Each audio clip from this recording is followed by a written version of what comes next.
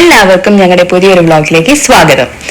ഞങ്ങൾ വെറുതെ വീട്ടിലിരുന്നപ്പോൾ ഞങ്ങൾക്ക് തോന്നി എന്നാ പിന്നെ ഒന്ന് പുറത്തിറങ്ങി കുറച്ച് നല്ല കാറ്റൊക്കെ കൊണ്ട് എന്തെങ്കിലും ഒന്ന് കഴിച്ചിട്ട് വരാം.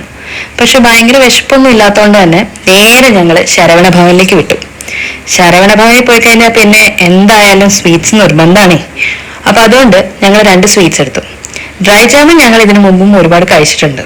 പക്ഷെ രണ്ടാമത് വന്ന ആള് ഞങ്ങൾക്കൊരു പുതിയ ആളായിരുന്നു.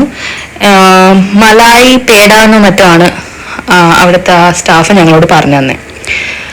അപ്പൊ ഞാനിപ്പോൾ ആലോചിച്ചുകൊണ്ടിരിക്കുന്നത് എന്താണെന്ന് വെച്ച് കഴിഞ്ഞാൽ ഇത് രണ്ടും മതിയോ അതോ ഇനി എന്തെങ്കിലുമൊക്കെ ഓർഡർ ചെയ്യണോ എന്നുള്ളൊരു തോന്നലായിരുന്നു. അപ്പോഴത്തേക്ക് ഞങ്ങളുടെ മസാല ദോശ എത്തി. മസാല ദോശ വന്നപ്പോൾ തന്നെ നന്നായിട്ട് കഴിച്ചു.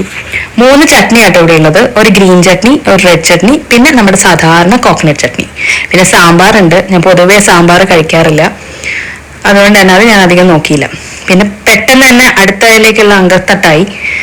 ഡ്രൈ ജാമുൻ ആസ് യൂഷ്വൽ നന്നായിരുന്നു, നല്ല രസമുണ്ടായിരുന്നു, ഭയങ്കര ഇഷ്ടമായി. എനിക്ക് ഒരുപാട് ഇഷ്ടമുള്ള സംഭവം അത് സ്വീറ്റ്സിൽ. രണ്ടാമത് കഴിച്ചത് മലായി പേടയായിരുന്നു. ഈ ചിരിക്കാനുള്ള കാരണം എന്താണെന്ന് വെച്ച് കഴിഞ്ഞാൽ ഞാൻ വിചാരിച്ചു എൻ്റെ ഹസ്ബൻഡ് ഇത് എടുത്തുകൊണ്ടിരിക്കുകയാണ്. പക്ഷെ പുള്ളിക്കാരൻ ചെറുതായിട്ടൊന്ന് മറന്നുപോയ കാര്യം. അപ്പൊ കഴിച്ചൊക്കെ ഒന്ന് സ്റ്റൈലൊക്കെ ഒന്നായിട്ട് കഴിച്ച് വന്നതായിരുന്നു. അപ്പൊ ആ പുള്ളി അത് എടുത്തില്ല. ബില്ല് വന്നു. പിന്നെ നല്ല പാർക്കിംഗ് ഒക്കെ ഉള്ള നല്ലൊരു സ്ഥലമാട്ടോ അത്. ആർക്ക് വേണമെങ്കിലും വരാം. ഐ മീൻ മെയിൻ റോഡിൽ തന്നെയാണ് ഇത്. ഞങ്ങൾ വന്നിരിക്കുന്നത് കരിയാടിലാണ്, അതായത് അങ്കമാലിക്ക് എത്തുന്നതിന് മുമ്പുള്ള കരിയാട് ശരവണ ഭവനിലാണ് ഞങ്ങൾ വന്നത്.